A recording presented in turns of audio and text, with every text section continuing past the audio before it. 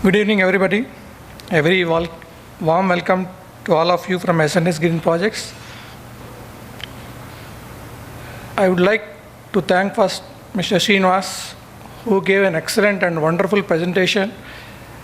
It is informative, educative, and scary. So we all actually to be careful going forward by following whatever is possible in our day-to-day life. We wish to thank HRA for giving this opportunity to introduce Green Grace project to the esteemed members of HRA. I'm sure many of you know about Green Grace. Our effort today is to share our experience in implementation of green building concepts, present key differentiators at Green Grace, and dispel any misconceptions you may have with regards to this project. Green Grace is our dream project at SNS and a wonderful project in many aspects, be it location, features, facilities, floor plans, and green building concepts. Green initiatives are part of SNS philosophy. When it comes to green initiatives, we will implement all of them with commitment as we are passionate about them. Even before IGBC started recognizing the efforts of developers by way of certification, we implemented rainwater harvesting, solar hot water, providing daylight to the maximum possible extent in all our projects. We are thankful for IGBC for awarding Platinum pre-certification, the highest rating in residential buildings, to Green Grace.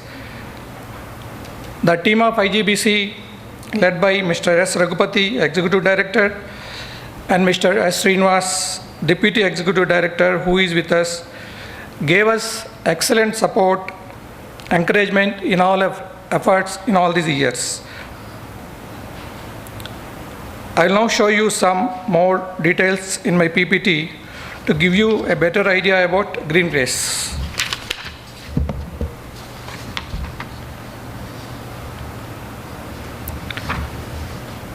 So I'll first start with the location. In real estate, the first important thing is location, second important thing is location, and third important thing is location.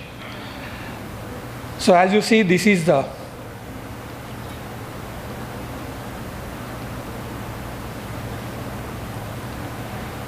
located very near to the ORR, the first exit. This is from Gachibowli. This is the first exit at Nanakaramguda. We are within 500 meters away from this location.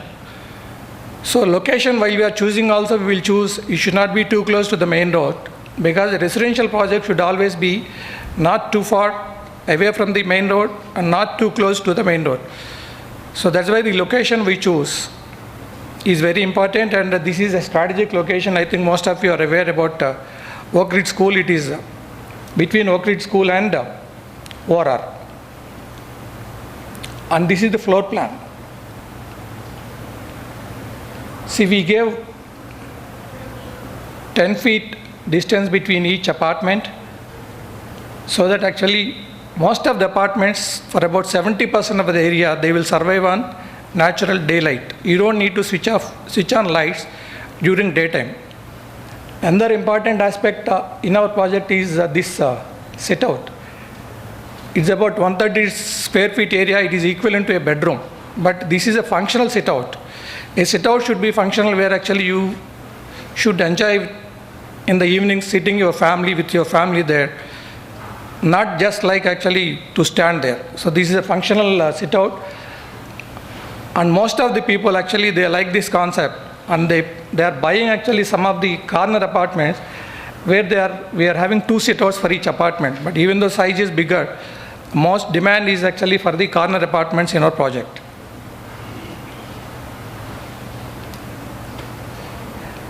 Yeah, this is the corridors and the sit-outs. This is the sit-out, one of the sit-out where actually you can beautifully use it. You can have greenery all around and then still you have seating. So which will be the very important. And this is the huge corridors where actually you can plant trees all around. You can feel actually you are living in a garden instead of a concrete jungle. This is the total site plan. This is our block A, block B, block C. This is the clubhouse. The swimming pool actually we are constructing on the terrace of the clubhouse so that people who are going to use will have privacy, and it is secured for the children also because they cannot go there. Because it is on the ground level, it is difficult to control the children. So we took it on to the terrace of the swimming clubhouse. And there is a visitors car parking here.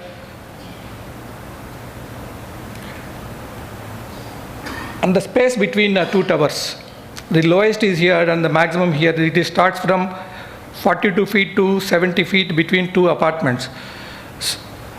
So there is enough scope for ample light, ventilation under any circumstances in every flat.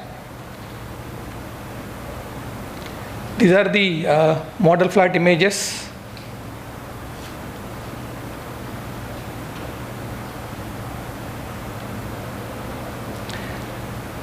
So the key differentiators. So what is the difference between Greenways and other projects? As mentioned by Mr. Srinivas, water conservation. Water conservation is the most important factor. When we actually started designing about this project, we discussed with our architects, because you can buy anything but you cannot buy water, because the shortage will come for everybody in the summer season.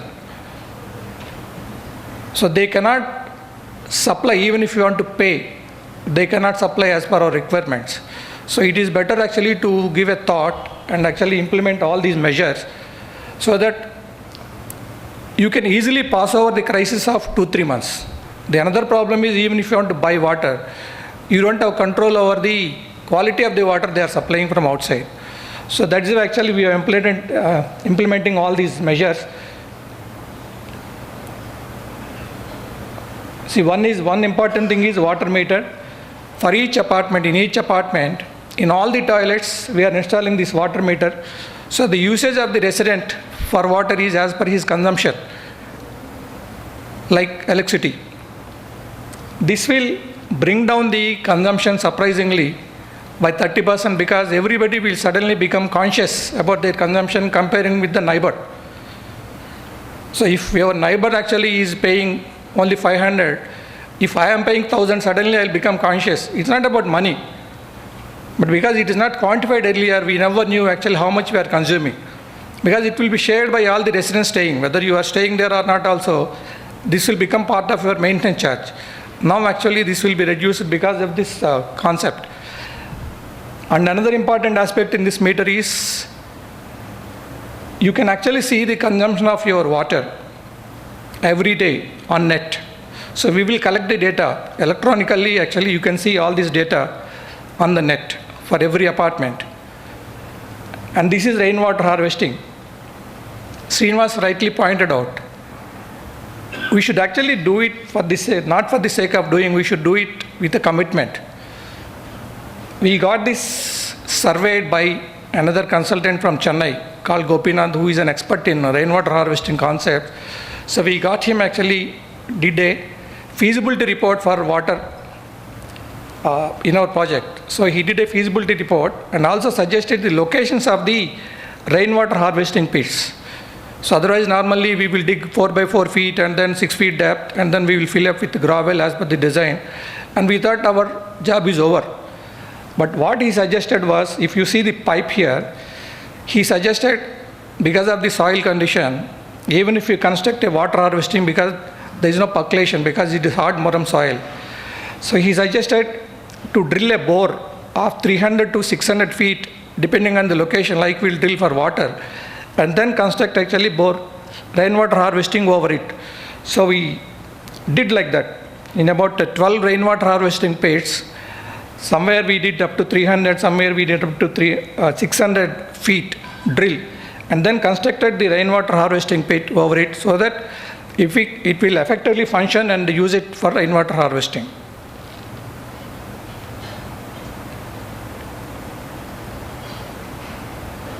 Yeah, another important aspect is quality of construction.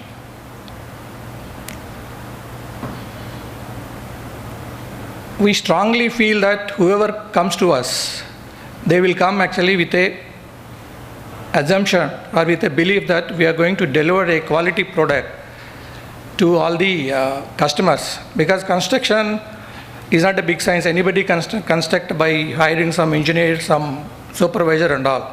But they come to actually to develop us because they feel actually we are experts in this, we will deliver a quality project.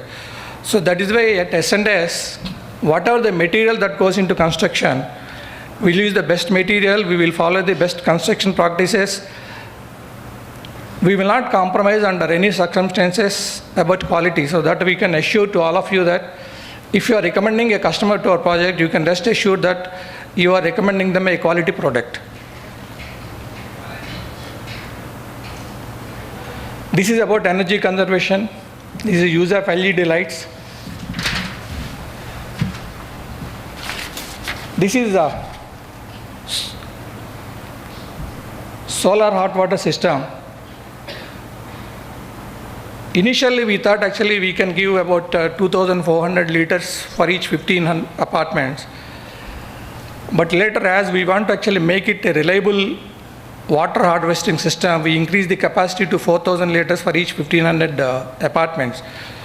So now if you see, there is no space left over in our entire terrace. Initially, we thought that we will be complementing it along with the solar hot lighting also.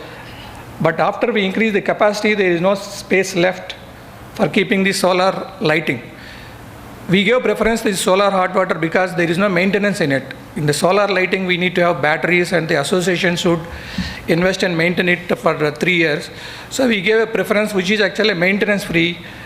We give preference for solar hot water, and this was again a Tata BP system. There will be so many supplies in the market, but again when we choose a product, they should be able to give service for the next 10 to 15 years. A company which survives, then only they can give service, not for the sake of selling and then they will vanish. So whenever we want a service, actually they are not available in the market, we cannot see them. So that is why we chose Tata BP. And this is the daylight we are talking about during daytime in the corridors.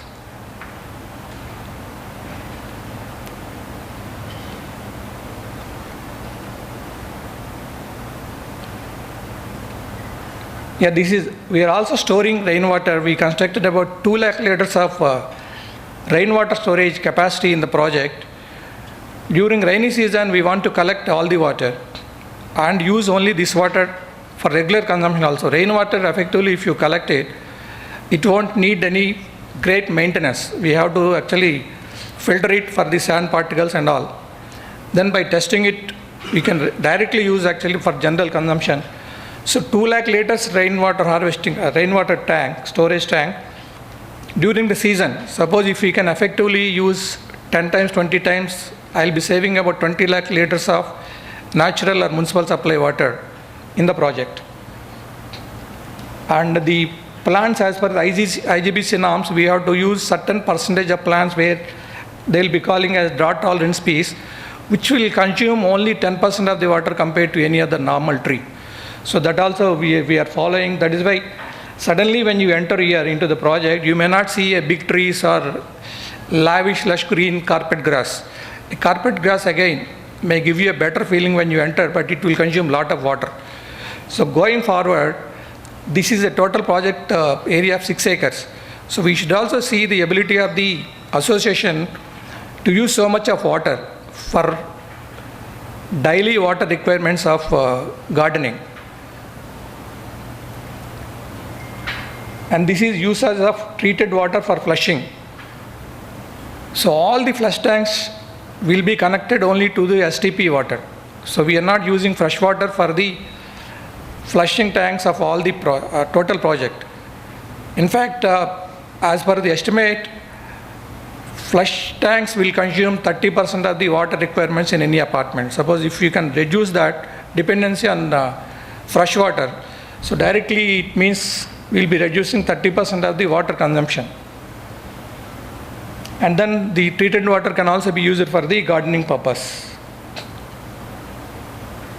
This is production of vermicompost, that is waste management. That also we are planning in the project, where all the waste generated by the residents will be collected and will be used actually for the production of vermicompost, which again will be used for the gardening in the total project.